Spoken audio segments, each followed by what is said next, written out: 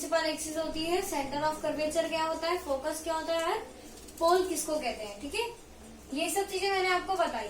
अब इससे हम क्या सीखेंगे, rule for making image by concave mirror. Concave mirror में जो रूल होते हैं किसके,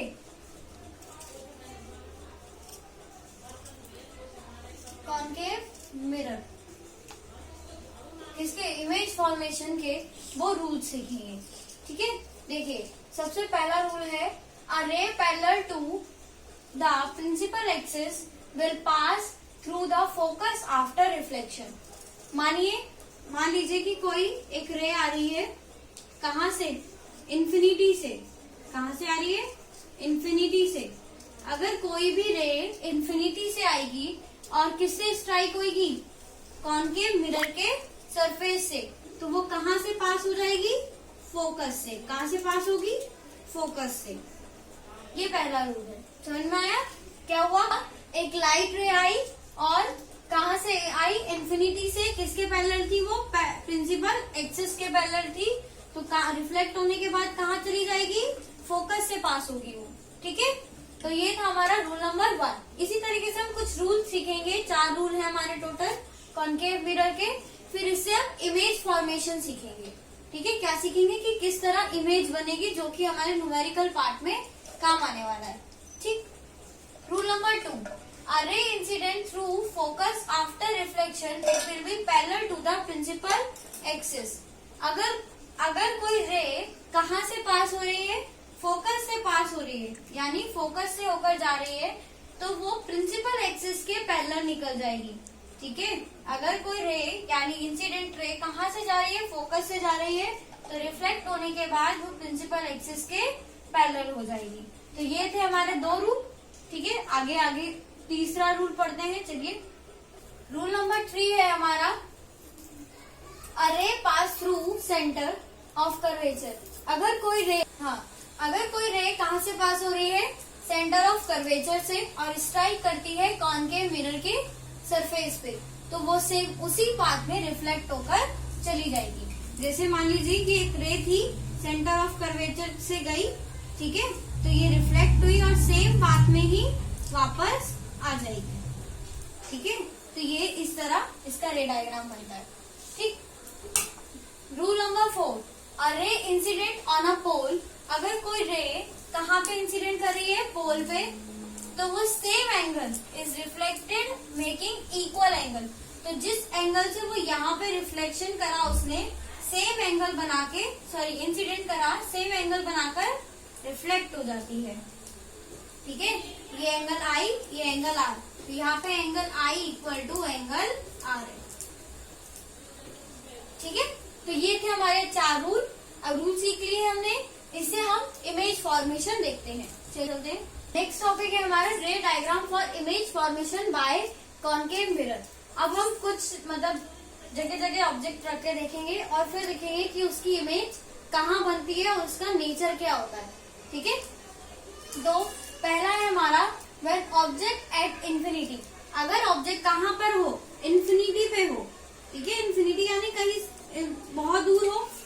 ठीक है, तो क्या होगा, पैरेलल रे आएगी प्रिंसिपल एक्सिस के, ये ऑब्जेक्ट से आ रही है प्रिंसिपल एक्सिस के पैरेलल रे। ठीक है, कहाँ से रिफ्लेक्ट होगी, अभी मैंने बताया था आपको कि कोई भी रे जो प्रिंसिपल एक्सिस के पैरेलल आएगी वो कहाँ रिफ्लेक्ट होगी, फोकस पर। कहाँ पर होगी, फोकस पर। तो इमेज कहाँ बनेगी, फोकस पे। कहाँ बनेगी, इमेज फॉर्म होगी फोकस पे। और ऑब्जेक्ट कहाँ पे हमारा, इन्फिनिटी पे। ठीक है, और कैसी इमेज होगी बच्चों, बिल्कुल पॉइंट इमेज, छोटी सी इमेज। जो भी मैंने टेलीस्कोप का एग्जांपल दिया था उसमें ऐसे ही इमेज फॉर्म होती है।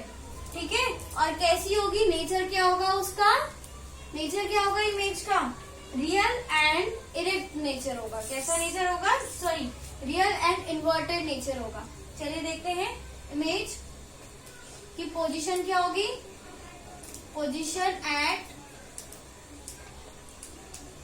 फोकस, फोकस पे बनेगी इमेज। ठीक है, nature of image, nature of image क्या होगी, रियल, यानी वो वाकई में बन रही होगी। मैंने आपको बताया था रियल इमेज कब बनती है, जब दो रे आपस में टकराने के बाद एक पॉइंट पे मिलती है ना, जैसे मान लीजिए ये दो रे, कई सारी रे आ रही है और इस पॉइंट पे टकरा रही है, ठीक है, तो उस वहां पे बनती है रियल इमेज। और इन्वर्टेड यानी उल्टी या सीधी, उल्टी, इन्वर्टेड यानी उल्टी इमेज, ठीक है। और साइज क्या होगा इमेज का, एकदम पॉइंट साइज, ऐसे पॉइंट साइज बन रहा है ना, एकदम पॉइंट साइज, ठीक है। तो क्वेश्चन में कैसे आएगा, आपसे पूछ सकते हैं, किस तरह के पूछेंगे क्वेश्चंस, 1 मार्क्स के लिए इम्पोर्टेंट है। आपसे पूछ लेंगे when object is placed in at the infinity, ठीक है, what is the nature of object, कि उसका नेचर क्या होगा। तो आपको याद होना चाहिए कि जब इंफिनिटी पे ऑब्जेक्ट होता है तो इमेज कहाँ बनती है, फोकस पे बनती है, सब चीजें याद होनी चाहिए, तीनों पॉइंट। और उसका नेचर क्या होता है, रियल एंड इन्वर्टेड। और साइज क्या होता है, बिल्कुल पॉइंट साइज, छोटी सी, ठीक है। नेक्स्ट देखते हैं, when object is beyond C, अगर ऑब्जेक्ट सी के पीछे है, सी का है ये रहा सेंटर ऑफ कर्वेचर, तो कहाँ बनेगी इमेज, देखते हैं। ये हमारी ऑब्जेक्ट है, क्या है ये हमारी ऑब्जेक्ट, ठीक है। यहां से एक रे जाएगी parallel to the principal axis, कहां से पास होगी, फोकस से, अभी हमने पढ़ा था, ठीक है। एक रे जाएगी parallel to the principal axis, कहां से पास होगी, फोकस पे, ठीक। और एक रे जाएगी सेंटर ऑफ कर्वेचर से, कहां जाएगी, सेंटर ऑफ कर्वेचर से, ठीक है।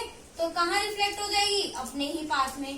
तो इमेज कहां बन रही है, बिटवीन सी एफ, ये देखिए इस पॉइंट पे दोनों इमेज मीट हो रही है ना, दोनों रे, ठीक है। ये यहाँ से आई, यहाँ रिफ्लेक्ट हो गई, ये यहाँ से और सेम ही अपने पाथ में रिफ्लेक्ट हो गई। तो इमेज कहाँ बनेगी, यहाँ बिटवीन सी एंड एफ। और कैसी इमेज बन रही है, उल्टी इमेज बन रही है, यानी रियल और इन्वर्टेड इमेज बनेगी।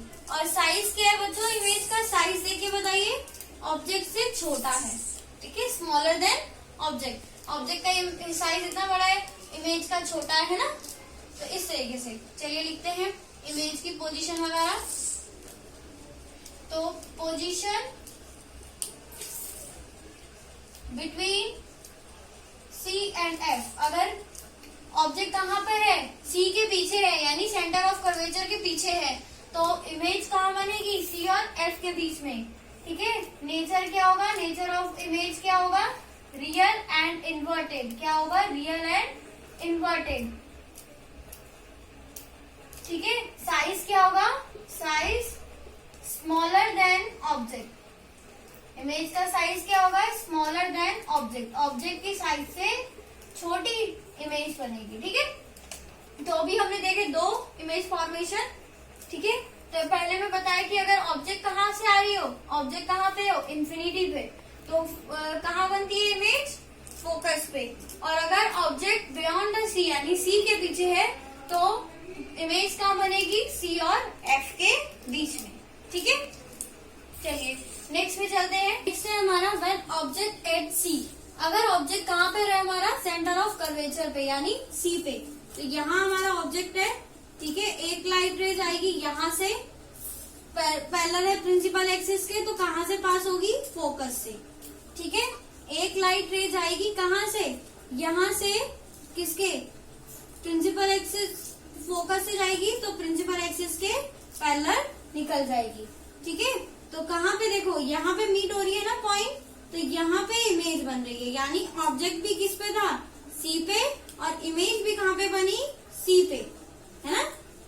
तो अगर ऑब्जेक्ट कहाँ पर है, सी पे है, तो इमेज भी कहाँ बनेगी बच्चों, सी पर ही बनेगी, याद रखना, ठीक। तो लिखते हैं इसकी प्रॉपर्टीज, लिखते हैं इस इमेज की, पोजीशन कहाँ पर आएगी, पोजीशन है सी, पोजीशन सी पे ही होगी, ऑब्जेक्ट की भी और इमेज की भी। नेक्स्ट उल्टी इमेज बन रही है ना, नीचे की तरफ इमेज बन रही है, तो यानी नेचर क्या होगा इमेज का, रियल एंड इन्वर्टेड, ठीक है। जो इमेज नीचे की तरफ बनती है वो होती है इन्वर्टेड इमेज, और वही हमारी रियल इमेज होती है, ठीक है। तब उस समय वाकई में दो रेस आपस में टकराती हैं, और जब इरेक्ट इमेज बनती है तो हमें ऐसा लगता है कि टकरा रही है, अपीयर होती है खाली, ठीक। साइज क्या होगा इमेज का, सेम। साइज ऑब्जेक्ट का होगा वही साइज क्या होगा इमेज का। देखिए ये दोनों साइज लगभग बराबर ही है, ठीक है, समझ में आया।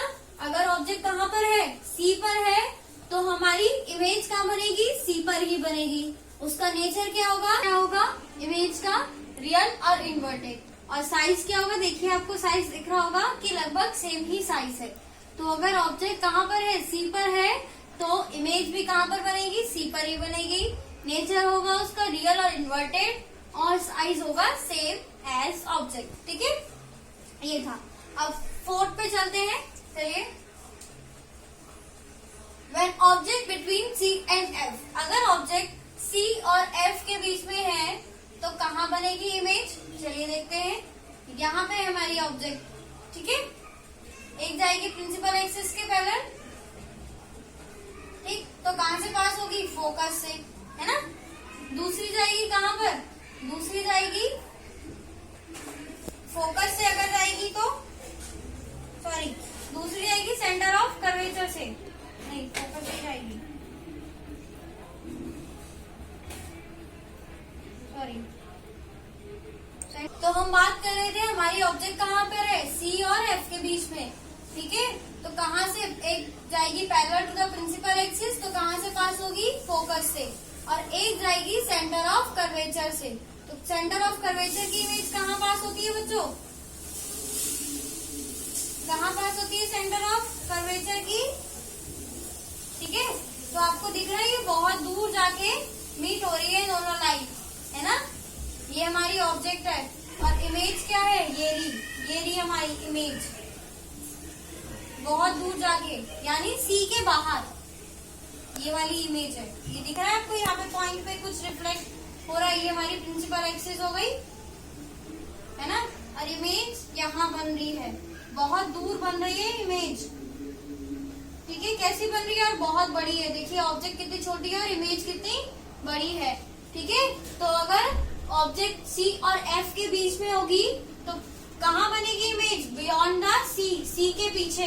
और इमेज कैसी बनेगी, एनलार्ज, बहुत बड़ी इमेज बनेगी, ठीक।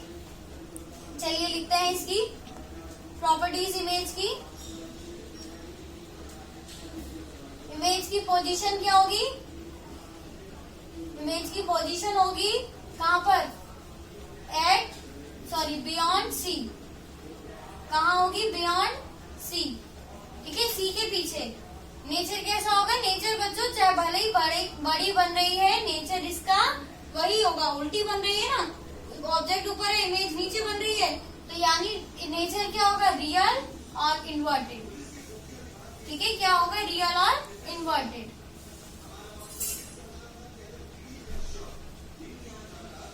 नेक्स्ट साइज क्या होगा, एनलार्ज्ड, बहुत बड़ा साइज बन रहा है ऑब्जेक्ट के मुकाबले, है ना। तो ये है इसकी प्रॉपर्टीज। तो अभी मैंने आपको बताया कि अगर ऑब्जेक्ट कहाँ पर है, सी पर है, तो इमेज कहाँ बन रही है, सी पर ही बन रही है। और अगर ऑब्जेक्ट सी और एफ के बीच में है, यानी सेंटर ऑफ कर्वेचर और फोकस के बीच में है, तो इमेज कहाँ बन रही है, बियॉन्ड द सी। और कैसी इमेज बन रही है, एनलार्ज इमेज। और नेचर क्या है उस इमेज का, रियल एंड इन्वर्टेड, बड़ी बनती है, ठीक है। हमारे रे डायग्राम, दो आखिरी रे डायग्राम है, इसके बाद आज का टॉपिक खत्म होता है, ठीक है। चलिए स्टार्ट करते हैं। व्हेन ऑब्जेक्ट एट एफ, अगर ऑब्जेक्ट एफ पे है तो इमेज कहाँ बनेगी, देखिए ध्यान से समझिएगा इसको।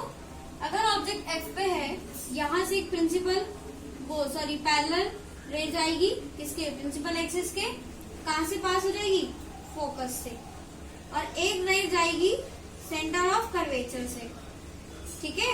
कहाँ से जाएगी, सेंटर ऑफ कर्वेचर से जाएगी, तो उसी पाथ में रिफ्लेक्ट हो जाएगी। तो आप देख रहे हैं कि इनकी डिस्टेंस बढ़ती चली जा रही है ना। तो इसका मतलब है कहीं इन्फिनिटी पे जाके इमेज बनाएगा, अगर आपस में टकराएगा भी तो, है ना। कहाँ बनाएगा ये इमेज, इन्फिनिटी पे। तो आपने एक चीज नोटिस करी, जब रेस इन्फिनिटी से आ रही थी तो इमेज कहाँ बन रही थी, फोकस पे। और अगर ऑब्जेक्ट अब फोकस पे, तो इमेज कहाँ बन रही है, इन्फिनिटी पे। समझ में आया, ये क्या है। चलिए इसकी प्रॉपर्टी लिखते हैं। अगर इमेज कहाँ से है, जब हमने देखा था कि ऑब्जेक्ट इन्फिनिटी पे था तो इमेज कहाँ बन रही थी, फोकस पे। और अभी हमने देखा कि ऑब्जेक्ट कहाँ पर है, फोकस पे है, तो इमेज कहाँ जाकर बनेगी, कहीं इन्फिनिटी पे जाके बनेगी। ठीक है, तो ये इमेज की प्रॉपर्टी क्या होती है, पोजीशन क्या होगी, एट इन्फिनिटी।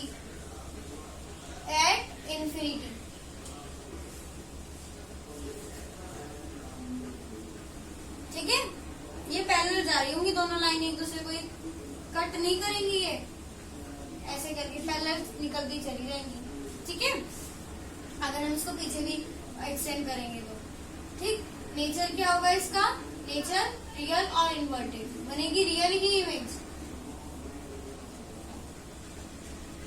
ठीक है, साइज क्या होगा, साइज भी बड़ी इमेज बनेगी, बहुत ही बड़ी, हाईली एनलार्ज इमेज बनेगी। ठीक है, नेक्स्ट हम देखते हैं किस पे, object between P and F। अगर ऑब्जेक्ट किसके बीच में है, P और F के बीच में, तो एक रे आएगी प्रिंसिपल एक्सिस के पैरेलल, प्रिंसिपल एक्सिस के पैरेलल, और कहां से जाएगी, फोकस से। ठीक है, एक रे आएगी सेंटर ऑफ कर्वेचर से, कहां से जाएगी, सेम पाथ में रिफ्लेक्ट हो जाएगी, है ना। अब आप एक चीज देखिए कि आगे तो बढ़ती जा रही है, यानी इधर तो कहीं ये रिफ्लेक्ट एक दूसरे से इंटरसेक्ट नहीं होगी, है ना, क्योंकि देखिए इनका डिस्टेंस बढ़ता जा रहा है, तो आगे की तरफ तो एक दूसरे के पैरेलल चलेंगी, ये कहीं रिफ्लेक्ट नहीं, इंटरसेक्ट नहीं होगी। देखिए, पर पीछे की तरफ अगर हम इसको बढ़ाए, यहाँ तो पीछे की तरफ भी क्या था, बढ़ रहा था, पैरेलल आ रहा था, पर अगर हम पीछे की तरफ इन दोनों रेस को बढ़ाएंगे तो वो किसी पॉइंट पे रिफ्लेक्ट हो जाएगी, इंटरसेक्ट हो जाएगी।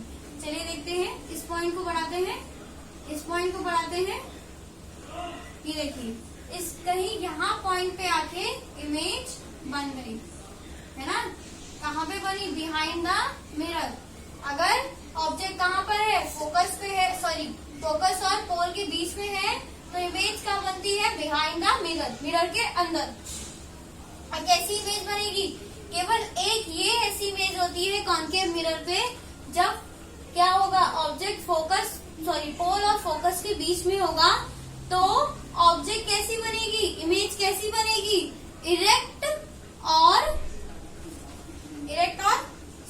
वर्चुअल एंड इरेक्ट बनेगी। कैसी बनेगी, वर्चुअल एंड इरेक्ट। तो चलिए लिखते हैं, पोजीशन लिखते हैं, इमेज की प्रॉपर्टीज, बिहाइंड द मिरर, कहाँ होगी, बिहाइंड द मिरर। ठीक है, नेचर क्या होगा, वो उसका इमेज का वर्चुअल एंड इरेक्ट। वर्चुअल देखिए सीधी इमेज बन रही है, सीधी इमेज को मैंने आपको पिछले लेक्चर में बताया था कि सीधी इमेज को हम बोलते हैं इरेक्ट। और वो कैसी होती है, केवल अपीयर्स होता है कि दो लाइन इंटरसेक्ट कर रही है, दो रेज इंटरसेक्ट कर रही है, केवल अपीयर होता है, ऐसा हकीकत में हो नहीं रहा होता है। तो यहाँ पर भी, यहाँ तो वो कर नहीं रही है, पीछे कर रही है, वो भी जब हमने उसको पीछे को एक्सटेंड किया। ठीक है, इसलिए ये वर्चुअल और इरेक्ट इमेज बनाता है। और इमेज की साइज क्या है बच्चों, साइज देखिए कि ऑब्जेक्ट की साइज से इमेज की साइज बड़ी है, इमेज की साइज ऑब्जेक्ट की साइज से बड़ी है ना। तो लार्जर देन ऑब्जेक्ट। तो ये थे हमारे रे डायग्राम बाय कॉनकेव मिरर। ठीक है, आई होप आपको ये टॉपिक समझ में आए होंगे। नेक्स्ट टॉपिक में, नेक्स्ट लेक्चर में हम देखेंगे, इसके बाद पहले यूजेस पढ़ते हैं। ठीक है, उसके बाद हम देखेंगे नेक्स्ट लेक्चर में क्या देखेंगे, रे डायग्राम बाय कॉन्वेक्स मिरर। ठीक है, पहले रूल पढ़ेंगे फिर कॉन्वेक्स मिरर के देखेंगे। चलिए, अभी हमने पढ़ा कि स्फेरिकल मिरर क्या होता है। ठीक है, इसमें मैंने आपको दो टाइप बताए थे, कॉन्केव एंड कॉन्वेक्स। तो अभी हम आपको रे डायग्राम सिखाएंगे। तो रे डायग्राम सीखने से पहले आपको कुछ पॉइंट पता होने चाहिए कि स्फेरिकल मिरर में यानी कॉन्केव मिरर में कौन सा पॉइंट कहाँ पर होता है। ठीक है, चलिए स्टार्ट करते हैं। अभी मैंने आपको बताया था कि कॉन्केव मिरर की रिफ्लेक्टिंग सरफेस कहाँ होती है, अंदर की तरफ, है ना। तो पेंट किस तरफ होगा, बाहर की तरफ। ठीक है, और जैसे ये जो इस स्फेरिकल मिरर का जो सेंटर है, ठीक है, जिसको हम, जैसे आपने सर्कल में भी पढ़ा होगा, स्पेरिकल मिरर का जो सेंटर होता है इसको हम बोलते हैं सी, यानी सी क्या होता है हमारा सेंटर ऑफ कर्वेचर। क्या होता है सेंटर ऑफ कर्वेचर। ठीक है, इससे एक लाइन पास होती है, ये वाली लाइन जो आपको पास होती हुई नजर आ रही है इसको बोलते हैं हम प्रिंसिपल एक्सिस। क्या बोलते हैं प्रिंसिपल एक्सिस। ठीक है, जैसे डायमीटर पढ़ा था ना अपने सर्कल में, इसी तरह होती है प्रिंसिपल एक्सिस। ठीक, इसके बाद ये जो प्रिंसिपल एक्सिस कॉनकेव मिरर में जिस पॉइंट पे कट करती है इसको हम बोलते हैं पी। पी यानी पोल। क्या बोलते हैं हम उसको पोल, और उसको डिनोट करते हैं पी से। ठीक, समझ में आया। अब पी और सी के बीच का जो पॉइंट होता है, पी और जो सी के बीच का जो पॉइंट होता है उसको बोलते हैं हम एस, एफ, यानी एफ का मतलब क्या होता है फोकस। क्या होता है फोकस। ठीक है, और ये क्या होती है, ये यहाँ से लेके यहाँ तक की, यानी सी से लेके पोल तक की डिस्टेंस कहलाती है आर। ठीक है, क्या कहलाती है आर, जिसको हम बोलते हैं रेडियस ऑफ कर्वेचर। जैसे सर्कल में आपने रेडियस पढ़ी थी उसी तरीके से रेडियस ऑफ कर्वेचर।